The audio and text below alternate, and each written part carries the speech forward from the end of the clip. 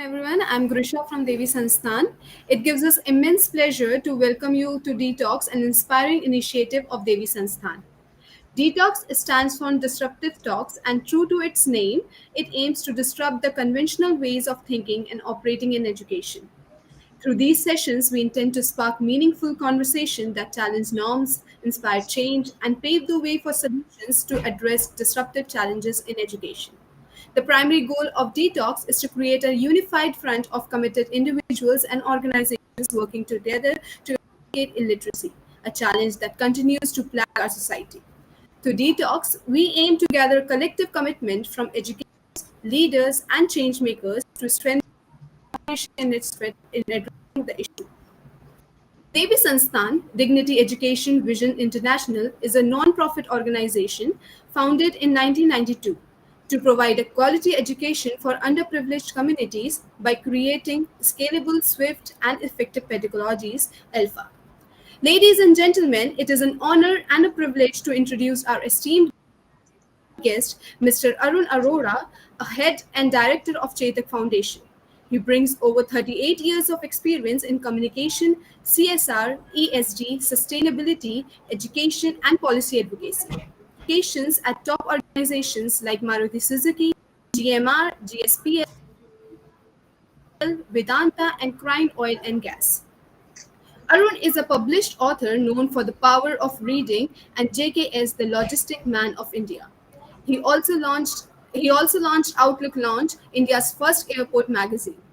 He's been widely recognized with awards including PRCI Communicator of the Year 2022, Mahatma Award for CSR and Sustainability 2022, and was influential game changers in PR 2024. We're honored to have him with us today. Please join me in giving a warm welcome to Mr. Arun Arora. At this point, it is my great pleasure to hand over the session to Sir Nixon Joseph, who will guide the discussion with Mr. Arun Arora.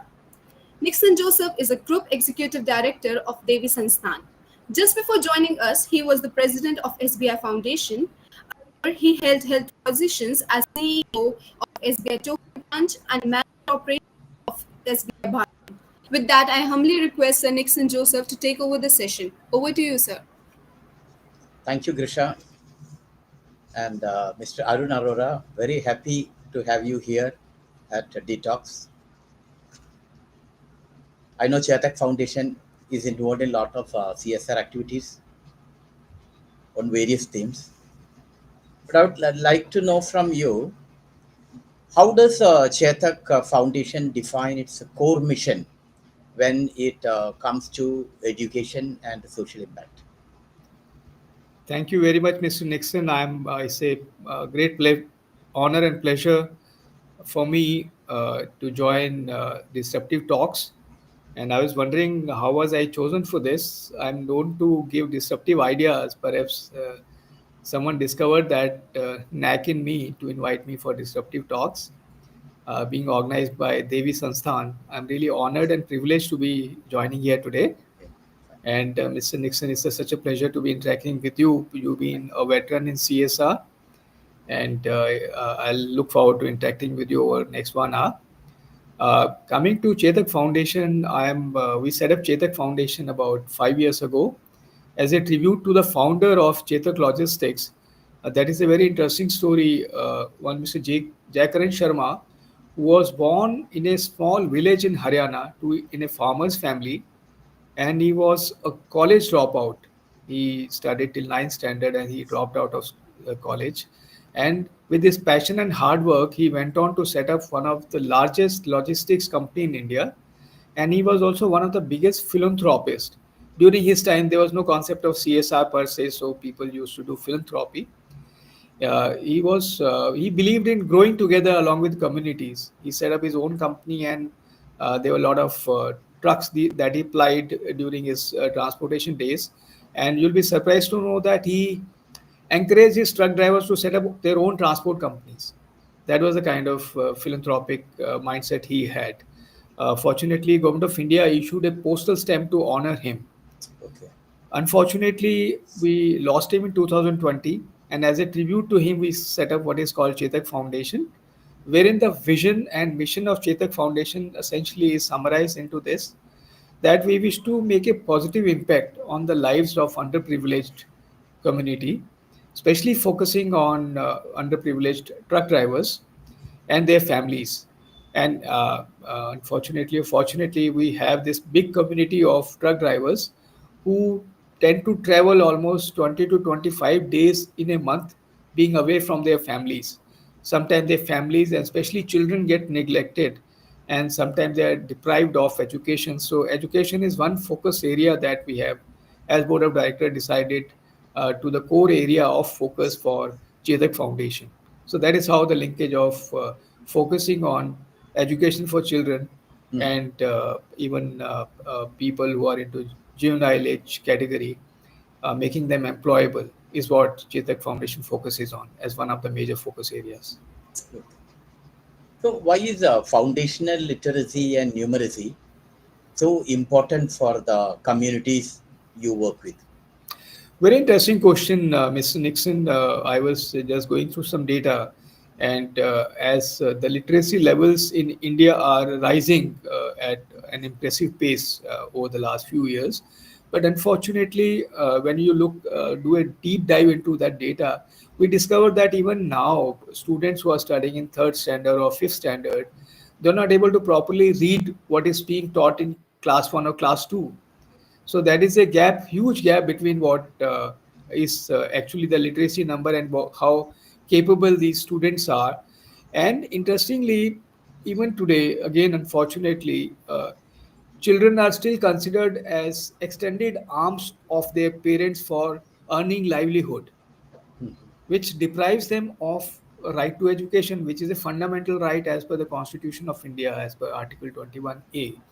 All the children are have fundamental rights to education, but since due to poverty, many families they use their children as extended hand for earning livelihood.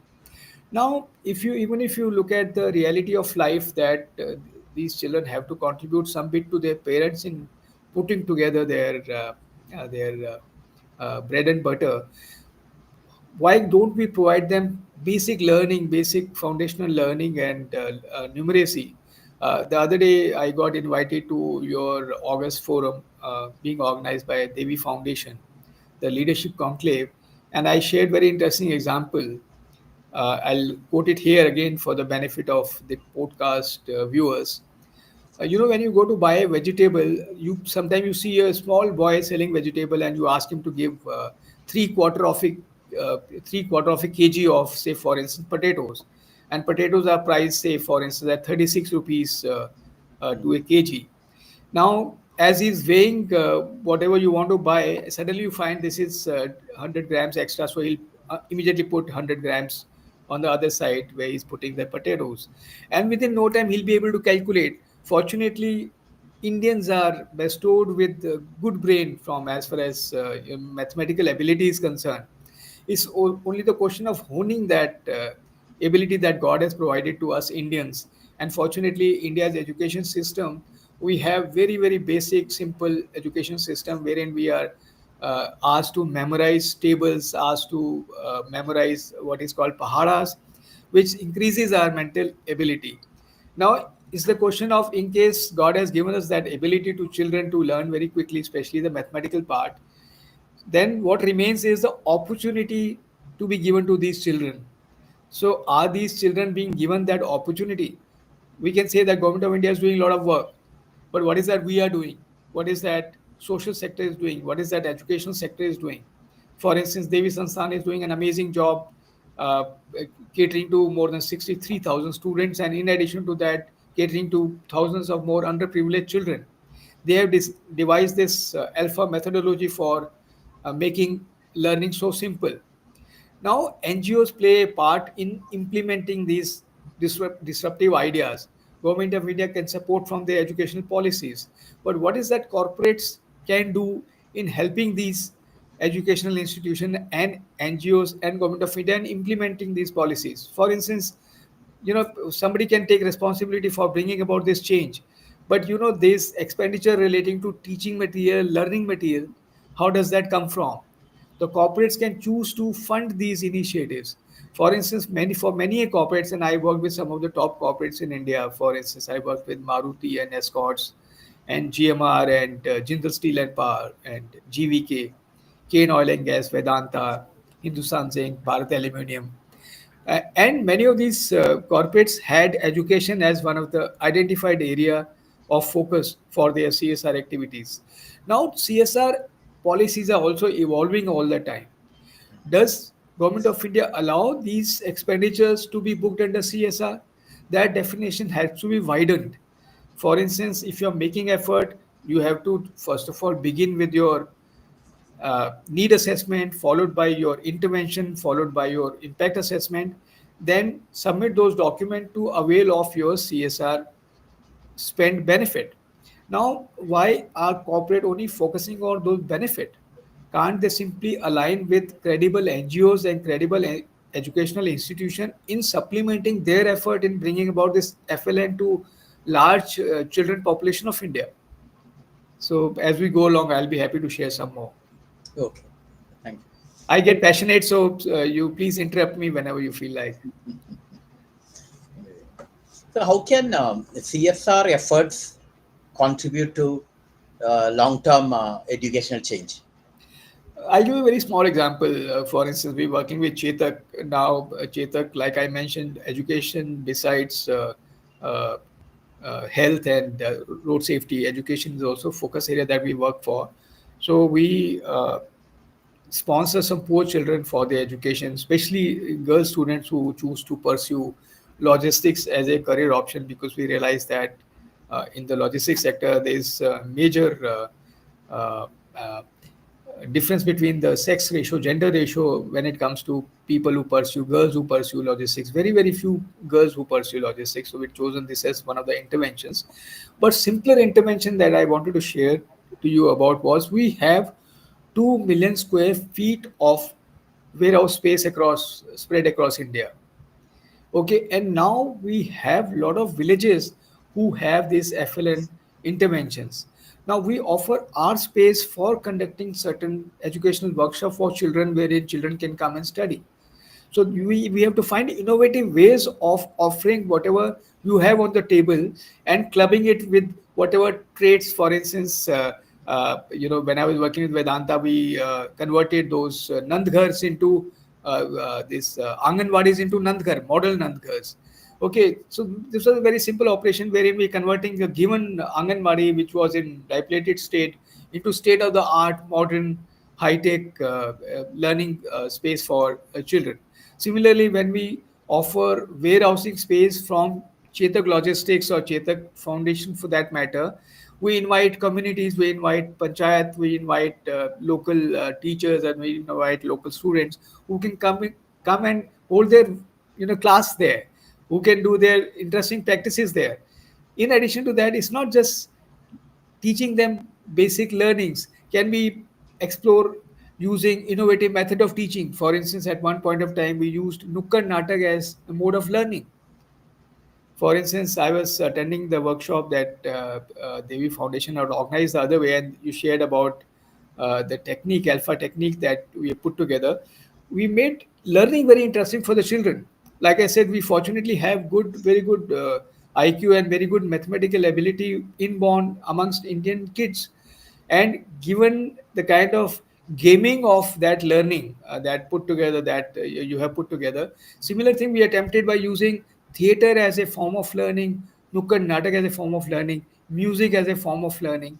For instance, traditionally, Indian legacy has been carried forward for centuries through music and learnings, music and uh, storytelling. For instance, how was Ramayana communicated across generations through Mm. through singing, through stanza singing.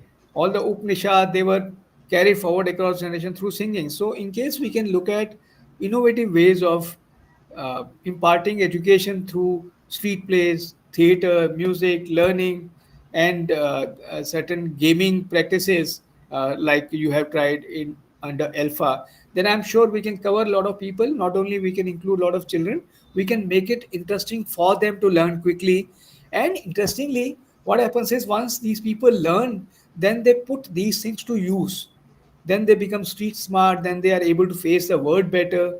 This is really amazing. This is one of the major things that we need to perhaps implement. And at Chetak, we are making this small effort, and we'll be delighted to tie up with any like minded NGOs or like minded government departments or corporates to take this forward. Okay. You had participated in our leadership conclave on foundational literacy, and you have also seen how ALfA is able to skill children in FLN and numeracy skills. So, how do you think learning for all pedagogy, which has been found by DEVI Sansthan, how do you think it is capable enough to impact FLN at a large scale and also make a dent in the Indian educational landscape? I'll make a couple of observations, my quick observations and feedback. One, I became the fan of ALfA after I visited your facilities. Amazing initiative Thank you. and totally selfless, really amazing initiative. And couple of observations that I wanted to share was it deserves to be spread across India. It needs to be scaled up. I think it needs government recognition. Maybe the kind of methods that you're using can be made compulsory for teachers across India who have to undergo this training program and impart training in this using the tools that you have created so painstakingly. That is number one. Number two, just one interesting observation. I just felt that teacher teachers is one community that we are focusing on who are directly dealing with the students. In addition to that, can we also induct parents in some form during this process? You have created amazing methodology for conducting these learnings for the school children, especially FLN. Now, in case we can also induct parents in addition to teachers. Okay, so when it comes to teachers, that becomes a formal learning. But in case we can also have similar training, especially earmark designed for parents, then maybe it can begin sooner, even from home. Okay, what happens is even now when we have small kids at home, we tend to show them various things: A for apple, B for bat, B, C for cat, all that. But there is this an amazing methodology that you have already created. Can this be extended, customized to parents' requirement, so that then it's this learning starts from home? So that was one observation. Mhm. That was one thought that occurred to me.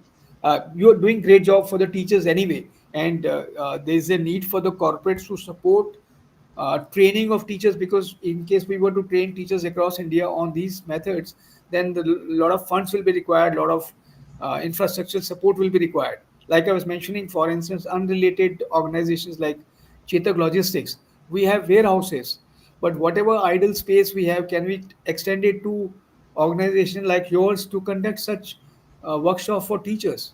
Or perhaps in case something can be customized and designed for parents, perhaps for the parents also. And one more suggestion that I wanted to give was, after inducting teachers and parents, can we also induct communities into this? Okay.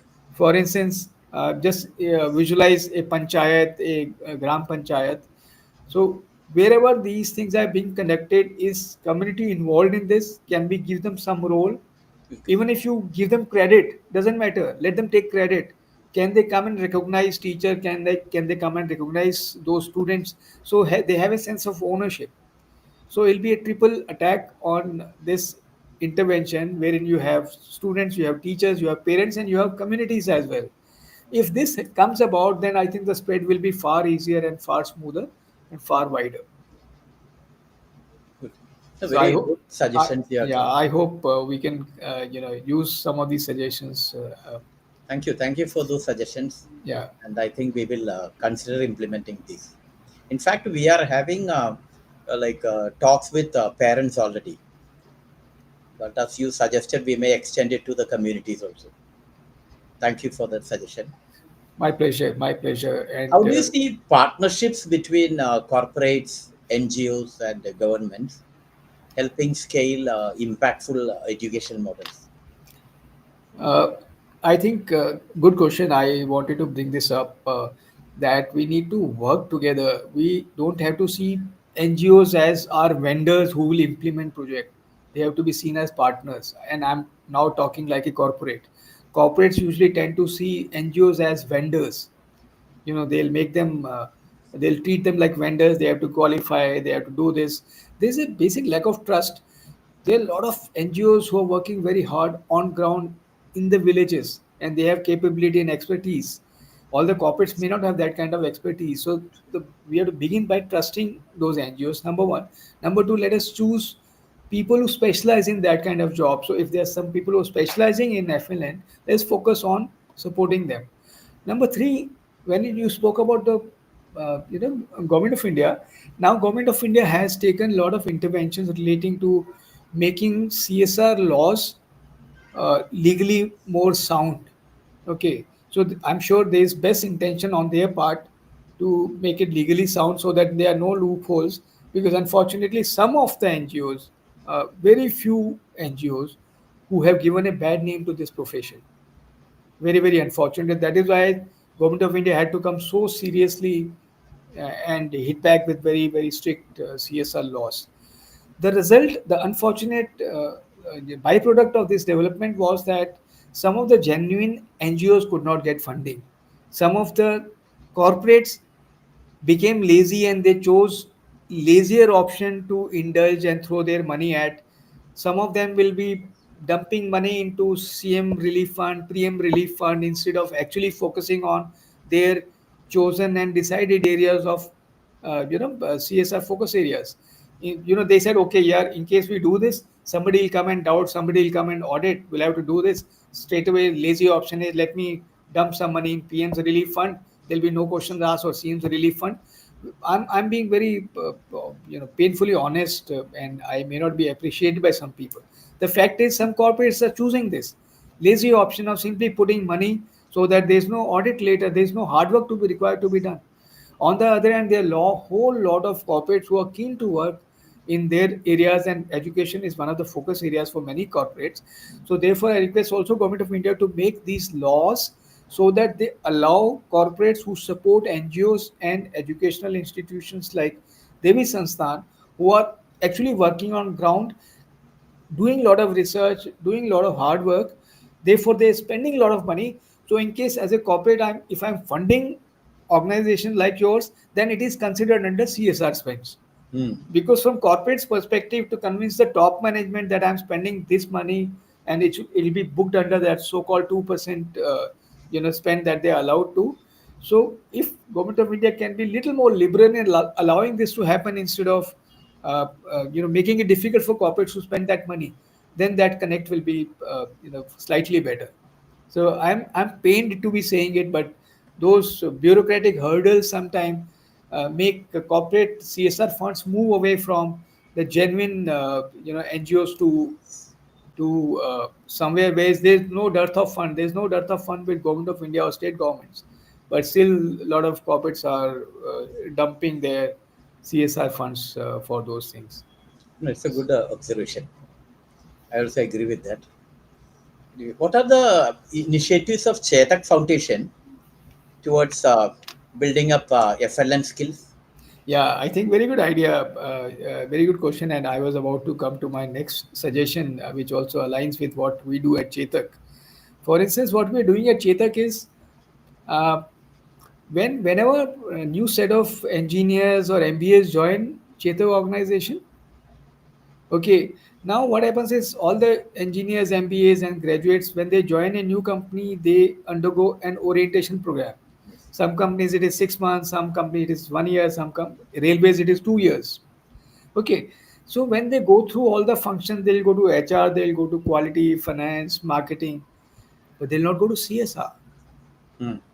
Surprisingly. So now, in my previous organization at Vedanta also, and here at Chetak also, now what we've done is we've put CSR as part of the orientation program, wherein they actually get to spend as volunteers Okay. some time in CSR, working on ground, implementing those interventions that Hmm. Chetak is currently working on. Okay. And I give this suggestion to to Devi Sansthan also. In fact, I was talking to your colleague Rajiv from Devi Sansthan, and he introduced me to two young girls from Devi Sansthan.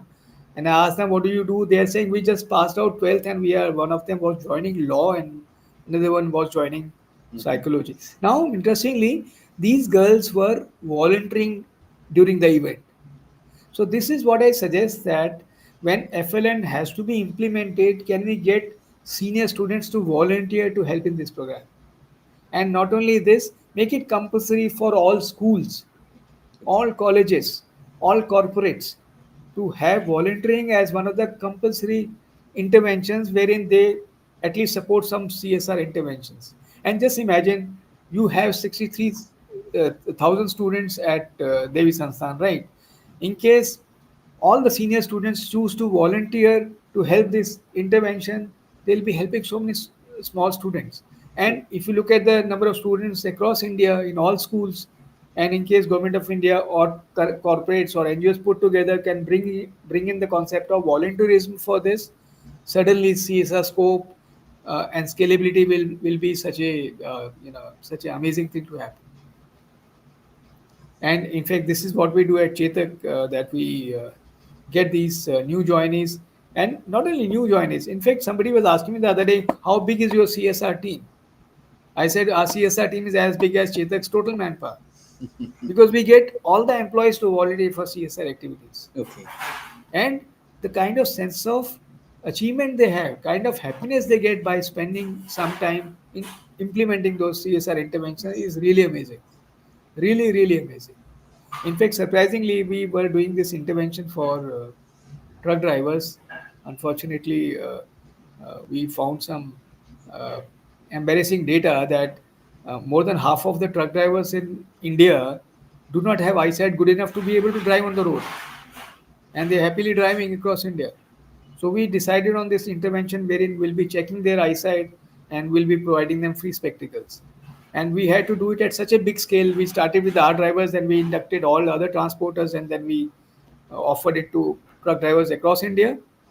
This number runs into millions.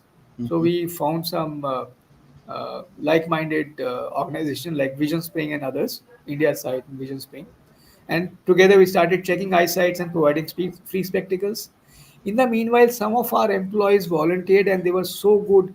They trained into optometry, and they started testing eyesights. They got certification, and they're doing it on their own now. We bought our own machines also because we had to scale it up.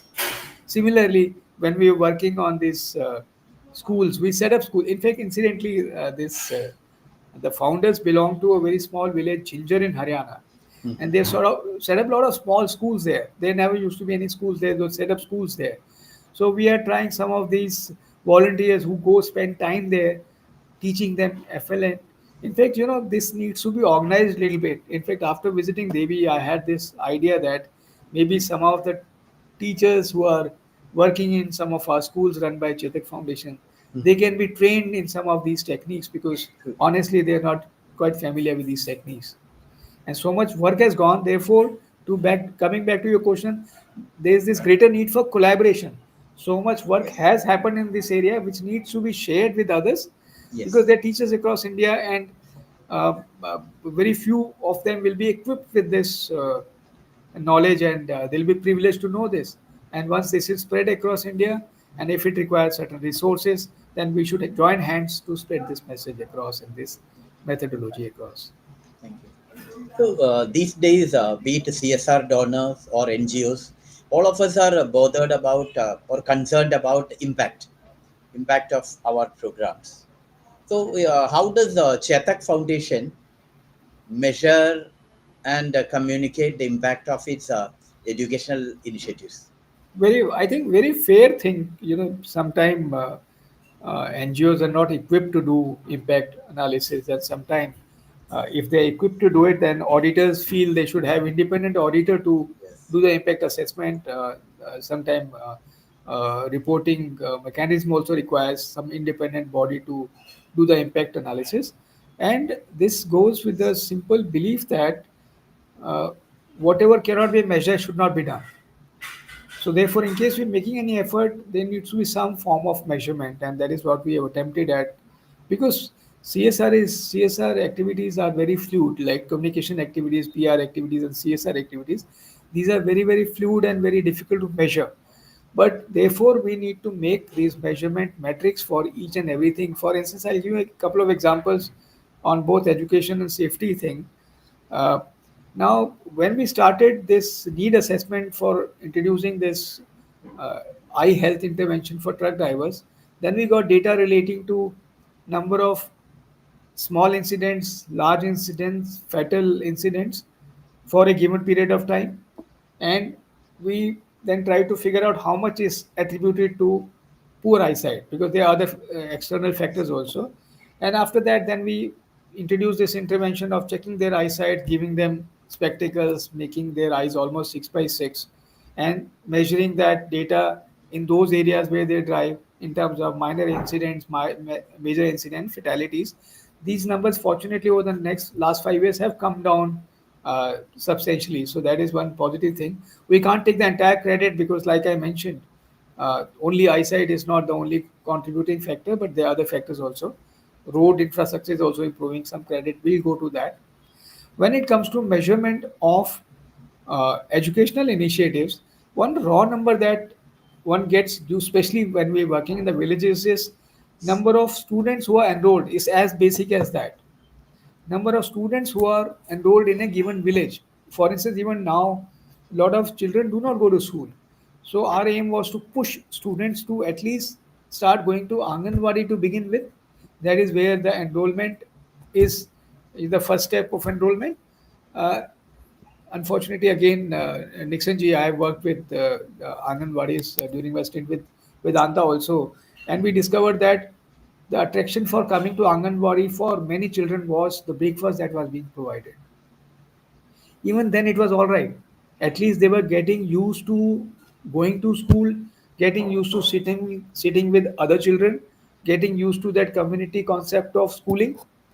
And once people who visited these kids who visit Anganwadi, they are more likely to actually enroll into schools. So Okay. our measurement metrics was number of children who enroll into school. That was step number one. Step number two is then coming into foundational learning and as well as numeracy. Look at the stage we are moving from the ground zero to people not enrolling at all to going to Anganwadi to going to basic school and then getting into financial literacy and numeracy. But very interesting thought and very interesting findings that you discover when you actually work on the ground. Okay. See, Arun Arora ji, you are also a communications expert. You have seen ALfA, and I think you have also observed that ALfA is not known to many people. So, what are the strategies you suggest to us so that ALfA can be taken to India and to the world? Again, very good question, Nixon ji. Uh, there was this Indian legacy of doing something good.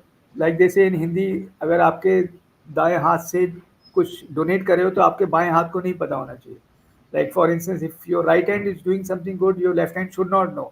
True. That used to be ancient Indian philosophy of doing something good, especially when it comes to philanthropy. In fact, even our own founder, we set a foundation just now because only 5 years ago, because he did not believe in talking about whatever good he was doing. He had set up a lot of schools, he had set up hospitals, dispensaries, he'd helped temples and whole lot of other stuff. But then he was embarrassed to be talking about it. He used to believe that if you do something, if you talk about something good that you've done, you demean the entire intention.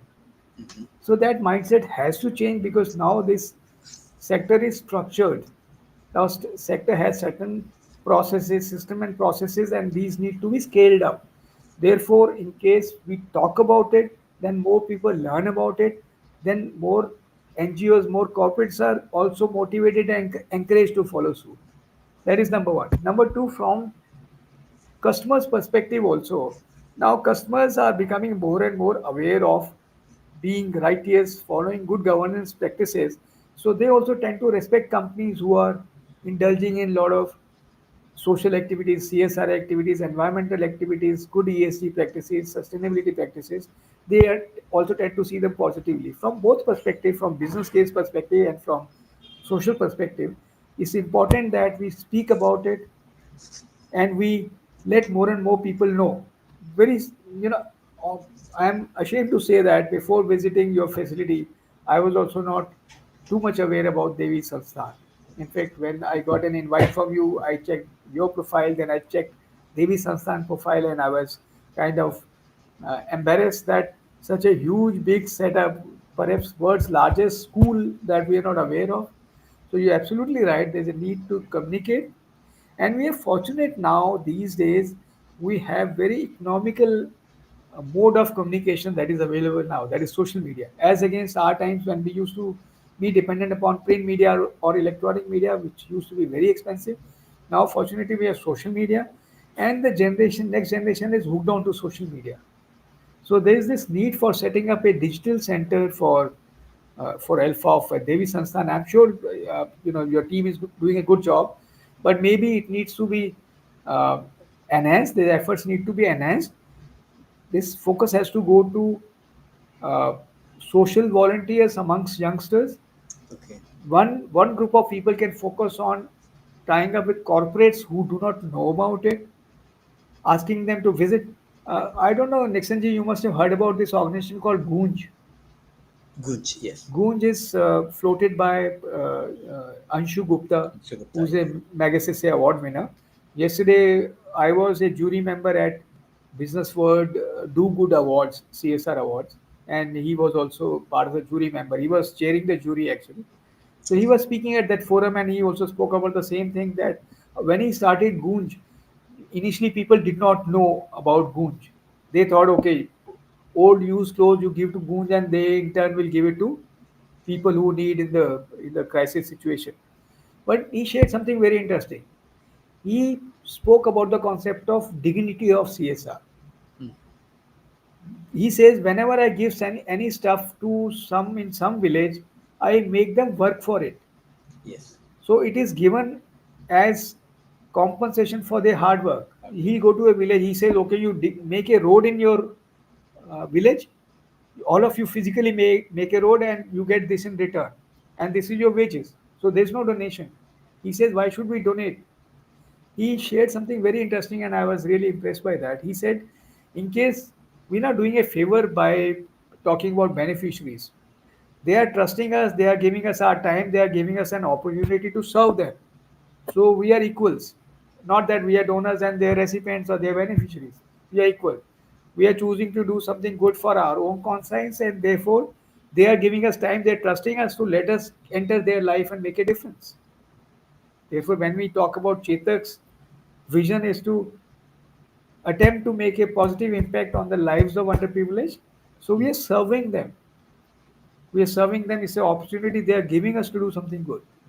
It's a matter of being equals. But you're absolutely right.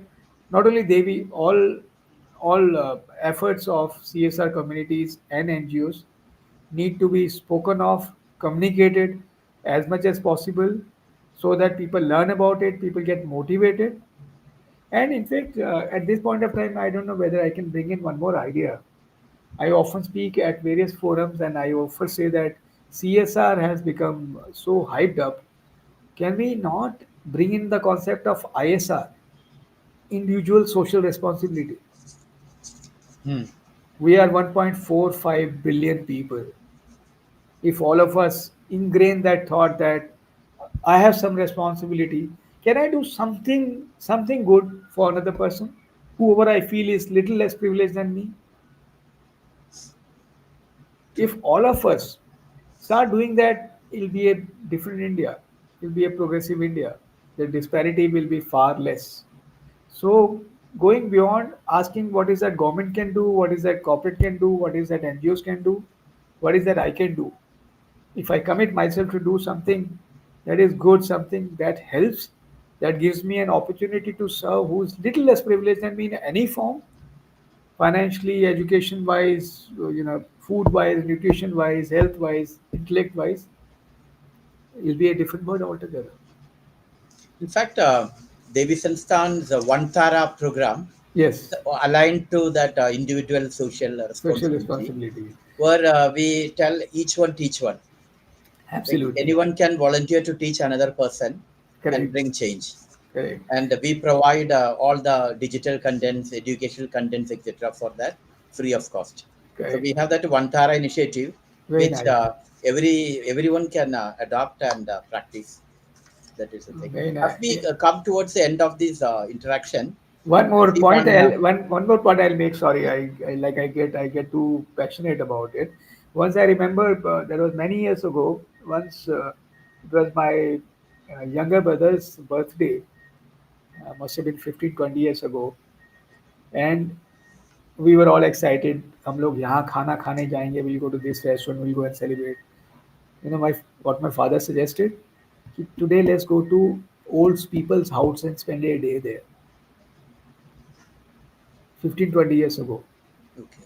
He took the entire family to a old people's home, and we spent the entire day with those elderly set of people. There were 55 elderly people. We spent the day with them.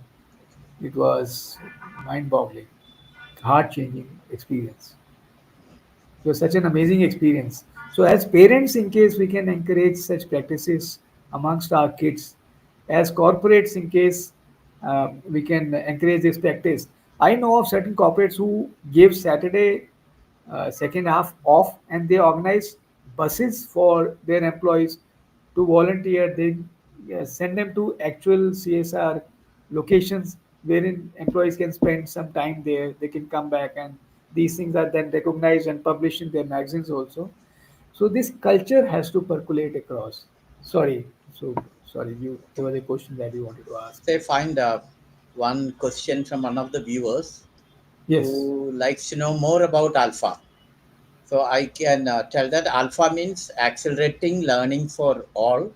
It is an innovative pedagogy which has been found by Dr. Sunita Gandhi, wherein you can acquire foundational learning and numeracy skills within 45 days. It's a revolution because unlike the traditional programs where it may take 2 to 3 years for someone to become literate, this alpha pedagogy will help you acquire FLN or literacy within 45 days. And more details about our alpha can be obtained from our site devisansthan.org. So And thank you. Yes. Nixon ji, I may add, Sahil, you had asked this question. I recently visited DEVI Sansthan in Lucknow, and I attended this workshop wherein they give demonstration of ALfA learning method. It's really amazing. You must visit their center in Lucknow, and you'll become a fan. The amazing method, such passionate teachers, some passionate, right from the founders. Look at Mrs. Sunita Gandhi, Dr. Sunita Gandhi, amazing. She herself was on stage almost for the entire 2 days. Yes. The kind of passion that they have and kind of methodology they have created is out of the world. I think maybe I wonder whether you have videos of such things and which you put up on your website, which can be seen by Yes, Sahil in case yes. they can't visit Lucknow. We have videos and we'll be uploading it in our YouTube channel and also in our website also. So And Sahil, I'm a fan of ALfA. Just visit Lucknow or visit their I'm very website. happy, excited to hear this. Absolutely. And, our next leadership circle will be on July 10th and 11th. So the viewers who want to see Alpha in person are welcome for this program. Thank you, Arun Arora ji, for this interaction. It was very informative, very interesting, and I have learned a lot. Also received a lot of suggestions from you. Thank you. My pleasure. Thank you very much. I'm delighted to be here. I'm honored. Thank you so much, sir. What an insightful conversation. I would like to encourage everyone here to take today's insight and as a call to action and to contribute in whichever way which is possible. Thank you so much and have a very good day. Thank you. Thank you, Grisha. Thank you for organizing this. Thank you, Nixon Lee. Amazing set of questions. And